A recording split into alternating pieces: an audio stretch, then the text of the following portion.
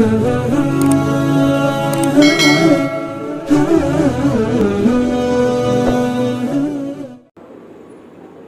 فرماتے ہیں وَاعْبُدُوا اللَّهَ وَلَا تُشْرِكُوا بِهِ شَيْئًا، اللہ کی عبادت کرو اور اللہ کے ساتھ کسی کو شریک نہ ٹھہراؤ۔ والدین کے ساتھ احسان کرو، رشتہ داروں کے ساتھ احسان کرو، یتیموں کے ساتھ، مسکینوں کے ساتھ احسان کرو، پڑوسیوں کے ساتھ احسان کرو، سفر کا جو رفیق ہے اس کے ساتھ اچھا سلوک کرو، اور تمہارے جو غلام نوکر چاکر ہیں ان کے ساتھ اچھا برتاؤ کرو۔ بے شک اللہ تعالیٰ تکبر کرنے والے کو، فخر کرنے والے کو پسند نہیں فرماتا۔ تو اللہ تعالیٰ نے ایک لمبی فہرست گنوائی، والدین سے لے کر نوکر چاکر تک۔ ان سے پہلے اللہ نے کہا کہ سب سے پہلے اللہ کی عبادت اور اللہ کے ساتھ کسی کو شریک نہیں ٹھہرانا۔ بندوں کا حق بعد میں ہے اس کا نمبر، اللہ کا حق پہلے نمبر پر ہے۔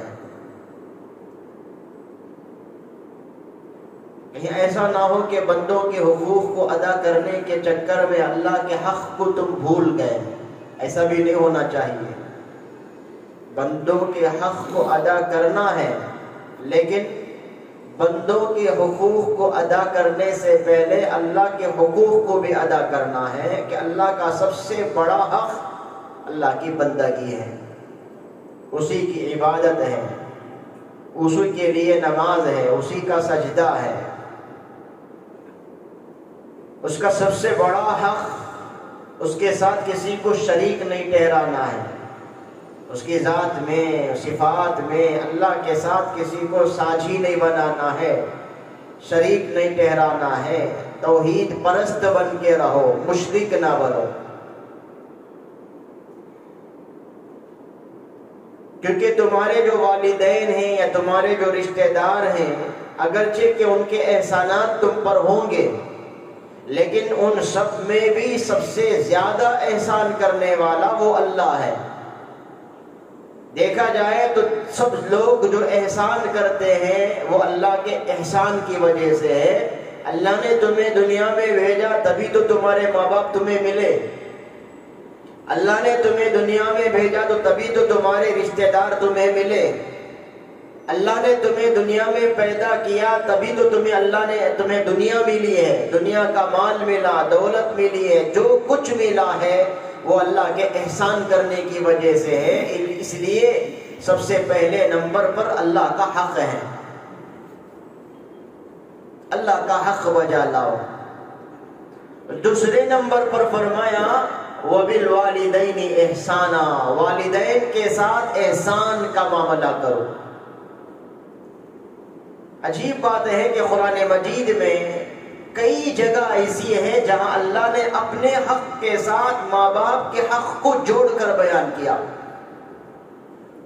انشکر لی ولوالدیک، اللہ کا حکم ہے کہ شکر میرا کرو اور اپنے ماں باپ کا کرو۔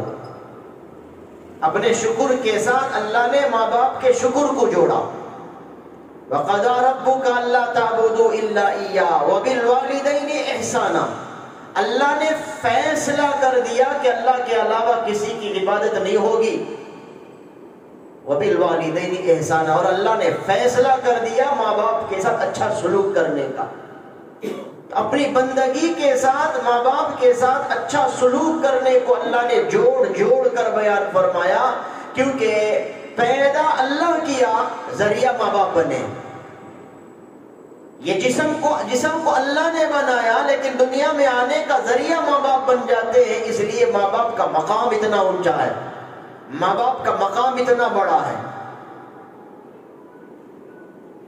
اس لیے ماں باپ کے ساتھ احسان کا سلوک کرنا ہے۔ اب یہاں دیکھیے لفظ احسان فرمایا ماں باپ کے لیے، ماں باپ کے ساتھ احسان کرو، ماں باپ کی خدمت کرو، یہ نہیں کہا۔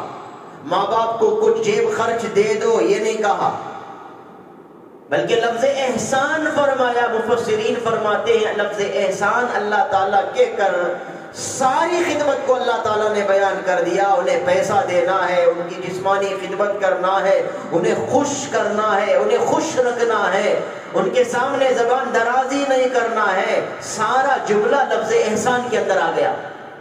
ماں باپ کے ساتھ اچھا سلوک کرو، احسان کا مطلب اچھا سلوک کرو کا مطلب انہیں پیسے دو ضرورت پڑنے پر، ان کی خدمت کرو ان کی ضرورت ہو تو، وہ جو کہتے ہیں اسے مان کر چلو، انہیں خوش کرو، انہیں خوش رکھو۔ اگر وہ کسی چیز کو پسند نہیں کرتے تو اس کا تذکرہ ان کے سامنے مت کرو، خامخواہ تم تذکرہ کرو گے تو ان کے دل کو تکلیف پہنچے گی۔ ان کے دشمنوں کا تذکرہ بھی ان کے سامنے مت کرو، کیونکہ ان کے دشمنوں کا تذکرہ تم کرو گے تو ان کا دل دکھے گا، اتنا بھی دکھاؤ مت۔ جتنی صورت بن سکتی ہے انہیں خوش کرنے کی، انہیں خوش رکھنے کی، وہ صورت اپناؤ، وہ صورت اختیار کرو۔ ذرا برابر کبھی انہیں تکلیف مت پہنچاؤ، ان کا دل دکھے ایسا کوئی سبب نہ بنو، ذریعہ نہ بنو۔ ایسی حالت میں ماں باپ دنیا سے جائیں، اولاد سے خوش ہو کر جائیں، اولاد سے راضی ہو کر جائیں۔ نبی پاک صلی اللہ علیہ وسلم نے فرمایا اللہ کے ساتھ کسی کو شریک مت ٹھہرا، چاہے تجھے قتل کر دیا جائے، چاہے تجھے جلا دیا جائے۔ اور ماں باپ کی نافرمانی مت کر، اگرچہ کہ ماں باپ تجھے کہیں بیوی چھوڑ دے، بیٹا چھوڑ دے، اولاد چھوڑ دے، دولت چھوڑ دے، تب بھی ان کی نافرمانی مت کر۔ اس کا مطلب یہ نہیں کہ ماں باپ اگر کہے طلاق دے دے تو طلاق دے دینا، یہ مطلب نہیں ہے۔ یہ بڑا حکم بھی اگر ماں باپ دیتے ہیں تو وہ بھی ماننے کے قابل ہے۔ جب اتنا بڑا حکم ماننے کے قابل ہے، اگرچہ کہ طلاق نہیں دے گا یہ، تو جو چھوٹا چھوٹا کام بولتے ہیں، کبھی خدمت کے لیے بلاتے ہیں، کبھی کوئی کام کہتے ہیں، کبھی یہ ایسا کرو کبھی ویسا کرو، تو اسے نہیں ماننا یہ تو بدبختی کی بات ہے۔ عام طور سے گھر میں جہاں 3 بھائی 4 بھائی ہوتے ہیں وہاں یہی جھگڑا ہوتا ہے۔ ایک بیٹے کو اگر ماں کوئی حکم کرتی ہے تو وہ فوراً کہتا ہے کیا میں اکیلا ہی ایک بیٹا ہوں تمہارا؟ اور ان 3 بیٹوں سے جا کر کہو، ان سے بھی کہو کہ وہ تمہیں کچھ خرچ دے، ان سے بھی کہو کہ وہ کچھ ترکاری تمہیں پہنچا دے۔ بزرگان محترم، ماں اگر کسی بیٹے سے کہتی ہے فلاں کام کر دے، سعادت کی بات ہے، یہ سمجھنے کی ضرورت ہے کہ ماں یہ سمجھتی ہے یہی بیٹا وہ ہے جو میری بات سنے گا، اس لیے تو وہ کہتے ہیں۔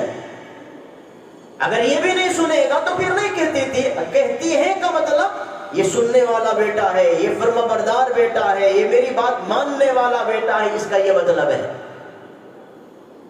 اور نبی پاک صلی اللہ علیہ وسلم نے فرمایا جو ماں باپ کی نافرمانی کرتا ہے، ماں باپ کو ستاتا ہے، آخرت میں تو اس کی سزا الگ ہے، دنیا میں اللہ اسے مصیبتوں میں ڈالے گا، آفتوں میں ڈالے گا، پریشانیوں میں مبتلا کرے گا، آفتوں میں رہ کر وہ دنیا سے جائے گا۔ جو ماں باپ کی نافرمانی کرتا ہے، جو ماں باپ کے ساتھ بدسلوکی کرتا ہے اور خراب معاملہ کرتا ہے، آخرت میں تو جلے گا، عذاب بھگتے گا، آخرت سے پہلے دنیا ہی میں آفتوں کا گرفتار ہو کر وہ دنیا سے جائے گا۔ اس لیے ڈرنے کی ضرورت ہے، ماں باپ کے ساتھ اچھا سلوک کرنے کا اللہ حکم دیتے ہیں۔ تیسرے نمبر پر وَبِذِي الْقُرْبَى، رشتہ داروں کے ساتھ اچھا سلوک کرو۔ جو رشتہ دار ہوتے ہیں، چچا ہے، ماموں ہے، خالہ ہے، پھوپھو ہے، سسرالی رشتہ دار کے کچھ لوگ ہیں، ان کے ساتھ اچھا سلوک کرو۔ بھائی ہے، بہن ہے، رشتہ داروں کے ساتھ اچھا سلوک کرو، جسے کہتے صلہ رحمی۔ نبی پاک صلی اللہ علیہ وسلم نے فرمایا من احب ان یبسط له فی رزقی وینسأ له فی اثری فلیصل رحمہ، جو یہ چاہتا ہے کہ اس کی روزی میں برکت ہو جائے اور اس کی عمر میں برکت ہو جائے، اسے چاہیے کہ وہ رشتہ داروں کے ساتھ اچھا سلوک کرے، ان کی خبر گیری کرے، ان کی خیر خیریت پوچھا کرے، ضرورت ہے تو پیسے ان تک پہنچائے۔ رشتے توڑ لینا کوئی اچھی بات نہیں ہے، چھوٹی چھوٹی باتوں پر رشتہ توڑ لینا، بھائی سے رشتہ توڑ لیا، بہن سے رشتہ کہنے لگا کہ میرے جنازے پر تو نہیں آنا، تیرے جنازے پر میں نہیں آؤں گا، یہ بہت غلط جملہ ہے۔ معمولی باتوں پر رشتہ توڑ لیا، کس بات پر؟ دعوت پہ گیا تھا، بلایا تھا اس نے، شادی پہ گیا تھا، لیکن آؤ کر کے اس نے مجھے ایک جملہ نہیں کہا، بس ناراض ہو کر آ گئے، روٹ کر آ گئے۔ رقعے میں نام ڈالا تھا اور نام میں حاجی نہیں لکھا، رشتہ توڑ لیا۔ الحاج نہیں لکھا، رشتہ توڑ لیا۔ اور کچھ لوگوں کا رسم رواج ہے کہ ایک رقعہ ہے تو رقعے میں پورے خاندان والوں کا نام بھی چھپنا ہے غیروں کے طریقے پر، اس میں کسی کا نام مس ہو گیا، رہ گیا تو بس رشتہ توڑ لیا ہمیشہ ہمیشہ کے لیے۔ بزرگان محترم، یہ کیا حیثیت ہے اس کی کہ بلائے نہ بلائے، آؤ کر کے کہے، سلام کرے نہ کرے، خیریت پوچھے نہ پوچھے، رقعے میں حاجی ڈالے نہ ڈالے، اس کی کیا حیثیت ہے رشتہ داری کے سامنے کہ رشتہ داری کا مقام اتنا اونچا ہے۔ تیسرے نمبر پر اللہ نے فرمایا والیتامی والمساکین، یتیموں کے ساتھ اچھا سلوک کرو، مسکینوں کے ساتھ اچھا سلوک کرو۔ یتیم وہ جس کے ماں باپ بچپن میں انتقال کر گئے، ابھی بچہ ہے، یہ بالغ نہیں ہوا، بالغ ہونے کی حالت میں اس کے ماں باپ کا سایہ سر کے اوپر سے نکل گیا، اڑ گیا، تو یہ یتیم ہے بچہ بچی، اس کے ساتھ اچھا سلوک کرنے کا اللہ حکم دیتے ہیں۔ اللہ کے نبی نے فرمایا دنیا میں سب سے بہترین گھر وہ گھر ہے جس میں ایک یتیم ہوتا ہے، اس کے ساتھ اچھا سلوک کیا جاتا ہے، اور دنیا میں بدترین گھر وہ گھر ہے جس میں کوئی یتیم بچہ ہوتا ہے جس کے ساتھ برا سلوک کیا جاتا ہے، خراب معاملہ کیا جاتا ہے۔ یتیموں کے ساتھ اچھا سلوک کرنے کا حکم ہے۔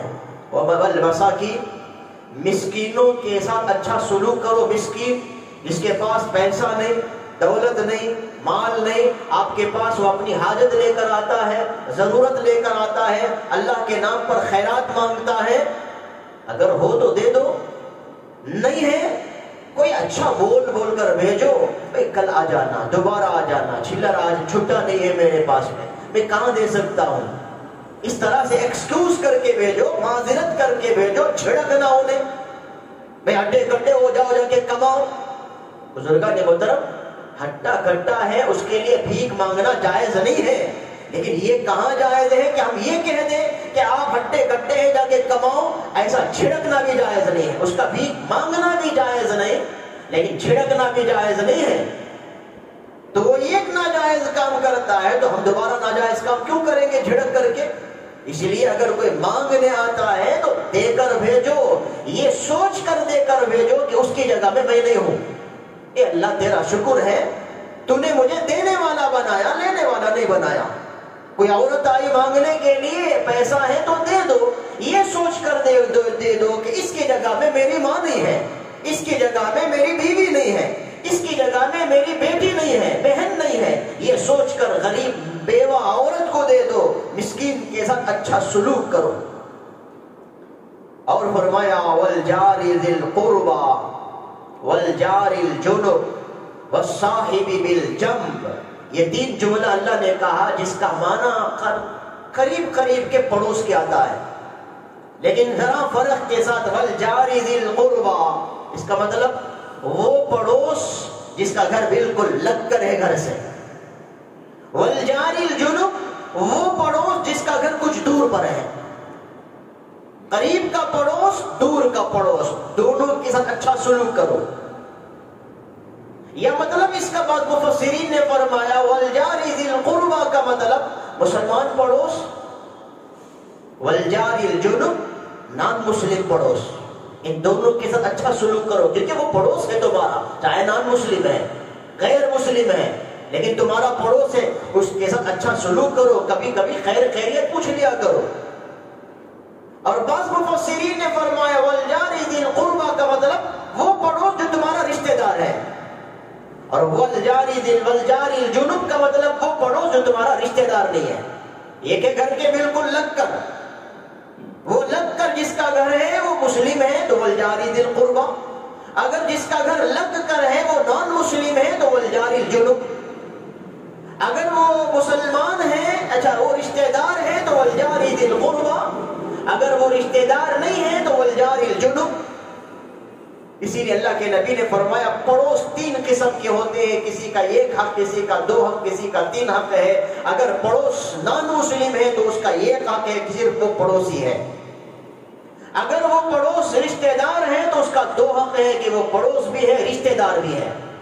اگر وہ پڑوس مسلمان ہے تو اس کا 3 حق ہے، 1 پڑوس ہے، 1 رشتہ دار ہے اور 1 مسلمان ہونے کا ہے، تو 3 حق اس کا بن جاتا ہے۔ اللہ کے نبی نے یہ بیان فرمایا اور فرمایا جبرائیل اتنی مرتبہ میرے پاس پڑوسی کے بارے میں حکم لے کر آئے، میں ڈرنے لگا کہیں وراثت میں اس کا حصہ اللہ نہ لکھ دے۔ باپ کا اتنا، ماں کا اتنا، بیوی کا اتنا، بچوں کا اتنا، بیٹیوں کا اتنا، بہنوں کا اتنا، بھائیوں کا اتنا، اگر پڑوسی ہے تو پڑوسی کا اتنا کر کے کہیں اللہ تعالیٰ پڑوسی کا وراثت میں حصہ نہ بیان کرتے، مجھے ڈر ہونے لگا۔ رشتہ داروں بھی کی لوگ نہیں دیتے تو پڑوسی کو کہاں دیں گے؟ اس لیے اللہ کے نبی کو ڈر ہونے لگا کہیں اللہ تعالیٰ فرض نہ کر دے اور لوگ اس کا منہ نہ مار دے اور پھر گنہگار نہ ہو جائے، ایسا ڈر مجھے ہونے لگا۔ اور فرمایا وابن سبیل، اور ابن سبیل کے ساتھ اچھا سلوک کرو۔ ابن سبیل، اچھا، والصاحب بالجنب، وہ آدمی جو تمہارے ساتھ بیٹھتا ہے کبھی موقع پر، جیسا کہ آپ حضرات بیٹھ گئے، کوئی کسی کے بازو ہے، کوئی کسی کے سامنے ہے، کوئی کسی کے پیچھے ہے، یہ سب والصاحب بالجنب ہے۔ مجلس میں ساتھ بیٹھنے والے والصاحب بالجنب، جو نمازی 2 کرسی لگا کر بیٹھ گئے والصاحب بالجنب، بس کے سفر میں 2 سیٹ میں 2 مسافر بیٹھ گئے والصاحب بالجنب، ریل کے سفر میں 2 مسافر ساتھ بیٹھ گئے والصاحب بالجنب، اس کا بھی ایک حق ہے، اچھا سلوک کرو۔ اگر بیٹھنے والا ایکسکیوز کرتا ہے، کہتا ہے کہ ذرا جگہ دے آپ، تو جگہ دے کر سکیڑ کے بیٹھ جانا، اپنے ساتھی کو بٹھا لینا، یہ بھی حق ہے۔ مجلس میں کوئی کہتا ہے کہ بھئی ذرا کشادہ جگہ ہے، ذرا آپ سرک کر بیٹھ جائے تاکہ مجھے بھی جگہ مل جائے، تو آدمی پھسارنے کے بجائے سکڑ کر بیٹھ جائے، اپنے اس ساتھی کو جگہ دے دے، تو یہ ایک حق ہے اس کا، وہ حق اسے دینا ہے۔ اگر یہ سب پر عمل ہونے لگے، کہیں بس اسٹاپ میں جھگڑا نہیں ہوگا، کہیں ریلوے میں جھگڑا نہیں ہوگا، کہیں سیٹ کے ریزرو کرنے میں جھگڑا نہیں ہوگا، سیٹ پر قبضہ کرنے میں جھگڑا نہیں ہوگا۔ جھگڑے اسی وجہ سے ہوتے ہیں کہ آدمی سمجھتا ہے کہ میں نے ٹکٹ لی ہے اس لیے یہ ساری سیٹ میری ہے، پھسار کے بیٹھتا ہے اور پیر لمبا کر لیتا ہے اور سونے لگتا ہے اور بیٹھنے والے کو جگہ نہیں دیتا ہے، تو پھر جھگڑا شروع ہوتا ہے۔ اللہ کہتے ہیں والصاحب بالجنب، اسی طرح سے والصاحب بالجنب، سفر میں جو ساتھی ہیں یا ساتھ جو کوئی چلتا ہے، ساتھ بیٹھتا ہے، تو چاہیے کہ آدمی خامخواہ اسموکنگ کر کے دھواں اس کے اوپر نہ پھونکے، کیونکہ حق ہے اس کا ایک۔ آپ دھواں پھونکیں گے تو اسے اذیت پہنچے گی، تکلیف پہنچے گی، اور خامخواہ اگر وہ ونڈو سائڈ بیٹھا ہے، آپ ادھر بیٹھے، پان کھا کر کے اس کے اوپر چھلانگ لگا کے تھوکے نہیں، کہ ایسا نہ ہو کہ تھوک کے چھینٹے اس پر نکل جائیں تو پھر اس کے لیے تکلیف کا باعث ہو جائے۔ والصاحب بالجنب، اچھا سلوک کرو جو تمہارے ساتھ میں بیٹھنے والا ہے۔ وما ملکت ایمانکم، اور اپنے غلام نوکروں کے ساتھ میں اچھا سلوک کرو، کیونکہ تمہارا وہ غلام ہے، تمہارا ایک نوکر ہے، وہ اس کے ساتھ تمہارا اچھا سلوک ہونا چاہیے، اچھا برتاؤ ہونا چاہیے، آخر وہ بھی ایک انسان ہے۔ ضرورت سے زیادہ بوجھ اس کے اوپر مت لا دو۔ 8 گھنٹے کی ڈیوٹی ہے، اس میں تم کم کرنے کی کوشش کرو، اس میں بڑھانے کی کوشش مت کرو۔ سیلری ہے تو بڑھانے کی کوشش کرو، کام ہے تو اسے ہلکا کرنے کی کوشش کرو۔ ایسا نہیں کہ 8 گھنٹہ آپ نے پگار طے کر لیا 10,000 15,000 اور اس 8 گھنٹے کو آپ نچوڑنے لگے، اس کے اوپر اتنا کام کا بوجھ آپ ڈالنے لگے کہ بیچارہ پریشان ہو گیا۔ جتنا پگار، جتنی تنخواہ ہے اس سے زیادہ کام اس سے لینے لگے، نہیں، اس کے ساتھ بھی اچھا سلوک کرو۔ آگے اللہ کہتے ہیں سن لو ایک بات، اللہ تکبر کرنے والے کو، فخر کرنے والے کو پسند نہیں کرتا، کیونکہ جو والدین کے ساتھ برا سلوک کرتا تو وہ تکبر کرنے والا ہے، جو رشتہ داروں کے ساتھ برا سلوک کرتا تو انہیں متکبر بنتا ہے، جو یتیموں کے ساتھ، مسکینوں کے ساتھ برا سلوک کرتا کا مطلب وہ فخر کرنے والا ہے، وہ تکبر کرنے والا ہے۔ تکبر ہی کی وجہ سے یہ برائیاں اندر پیدا ہو جاتی ہیں، تو اللہ تعالیٰ تکبر کرنے والے کو، فخر کرنے والے کو پسند نہیں فرماتا۔ اللہ تعالیٰ نے یہ اس آیت کے اندر بیان فرمایا۔ اس آیت پر اگر عمل ہو جائے تو اللہ کا حق بھی ادا ہو جائے، بندوں کا حق بھی ادا ہو جائے، اور اللہ کا محبوب بندہ انسان بن کے دنیا سے نکل جائے۔ دعا کرے اللہ تعالیٰ عمل کی توفیق نصیب فرمائے۔ وآخر دعوانا